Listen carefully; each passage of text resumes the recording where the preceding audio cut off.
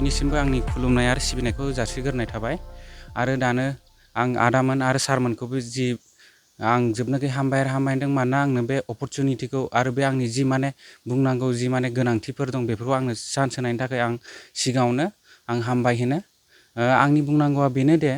आंनि मुङा सेम बसुमतारी आङो जयपुर गामिनि गहपुरनि आरो आङो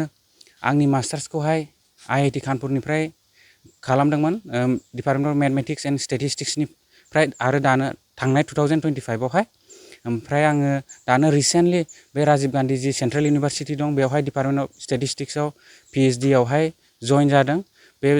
जइन जानाया दाख्लै बावैसो रिसेन्टलि जादों बाट खावलायनाया बेनो दे जिनाखि जोंना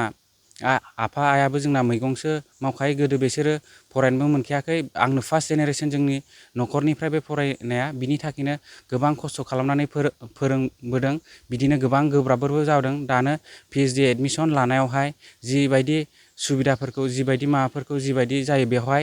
नांगौ बियो एसे गोब्राब जानायखाय आं जि जोंनि BTC नि चिफ हाग्रामा महिलारी सार आरो बिनि जि मावथि हान्जा गोदोनिफ्रायनो जि स्टुडेन्टफोरखौ हेल्प खालामबोदों आरो दाबो खालामगासिनो दंखाय बिनि थाखायनो आङो गुरैयै अनसुंथाइ मोननो खावलायो दे अननानै जाहाथे हेफाजाब होयो आरो आंबो जोंनि बर' समाजनि सुबुं सम्पद जानो हायो आरो बे जोंनि बर' रायजोनि आरो जोंनि बर' समाजनि थाखायनो आंबो मावलांनो हायो आं बिनि थाखायनो जोंनि हाग्रामा महिलारी सारनावहाय गुसुङै बेखौ खावलायो नोंथाङा जोंनि बर'नि सासे फरायफुबाय थानाय सासे फरायसा आरो जोंनि गोबां माखासे फरायसाफ्रा माने फरायनाय बेलायावहाय गोसो होआ माखासे निसा बुस्थुजों जुक्त जानानै थायो मा बुंगोन बे समाव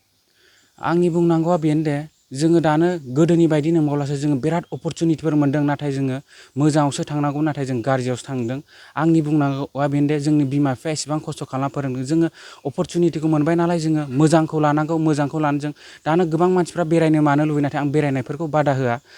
बाट जोङो बेरायनायजों लोगोसे जि जोङो सुबिदाखौ मोनो जोङो फरायनांगौ आरो जों बर' समाजाव जोङो सहाय होलांनो नाजानांगौ